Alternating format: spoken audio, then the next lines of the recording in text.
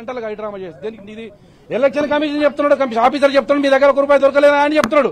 పోలీసులకు ఇవి దొరికినాయి. 24 నెలలుగా తెలంగాణ రాష్ట్రంలో జరుగుతున్నదే diversion politics. Congress party diversion చేయాలి రేవంత్ రెడ్డి గారికి, కాంగ్రెస్ ప్రభుత్వానికి. ఇది వెన్నతో పెట్టిన విద్య. వాళ్ళు బైకుల మీద డబ్బులు వస్తున్నారు.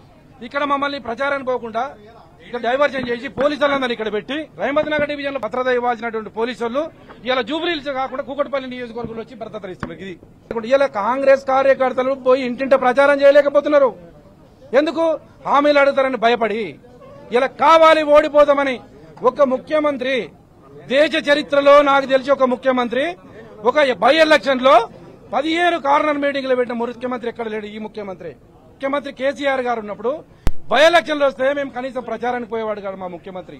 ఎందుకంటే నాకు ప్రజల మీద నమ్మకం, ప్రజాస్వామ్యం మీద నమ్మకం. నియోజకవర్గ ఎన్నికల పరిధిలో లేని ఇంటి మీద దాడి చేసి భారీ ఎత్తున ఈ రకంగా పోలీసు వాళ్ళు బెదిరించడం అనేది చాలా దుర్మార్గమైన విషయం. ఇక్కడ డబ్బులు దొరకలే, ఈ ఇంట్లో డబ్బులు పెట్టి కేసులలో ఇరికించాలనే కుట్ర ఈ రేవంత్ రెడ్డి చేసిందనేది వాస్తవం.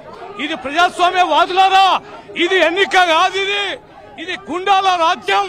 రేవంత్ రెడ్డి చేస్తున్న కుతంత్రాలు ఇది ఏ రకంగా దారి ఇస్తుందంటే మా ఏజెంట్లు కూడా ఉండొద్దు, మేము ఈ నియోజకవర్గాల్లో పార్టీ కార్యకర్తలు ఉండొద్దు.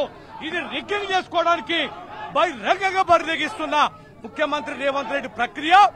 పోలీసులు అయితే బరిదెగించి ఒంటి చేత్తోటి ప్రతి ఒక్క మనిషిని ఇళ్లకు పోయి భార్య పిల్లల్ని బెదిరిస్తున్నారు.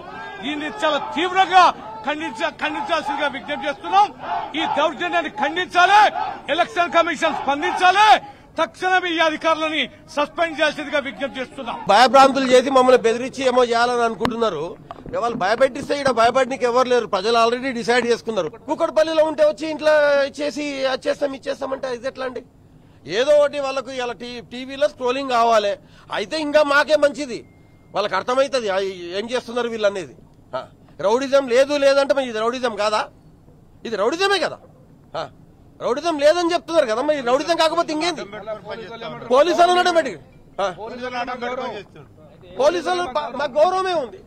మా సొంత ఇంటి కాడకి వచ్చి వేరే కాన్స్టిట్యున్సీలు వచ్చి లొలి చేసి ఇచ్చేస్తే ఎవరు ఊరుకుంటారండి? ఏంది ఇది? ఇంత అన్యాయమా?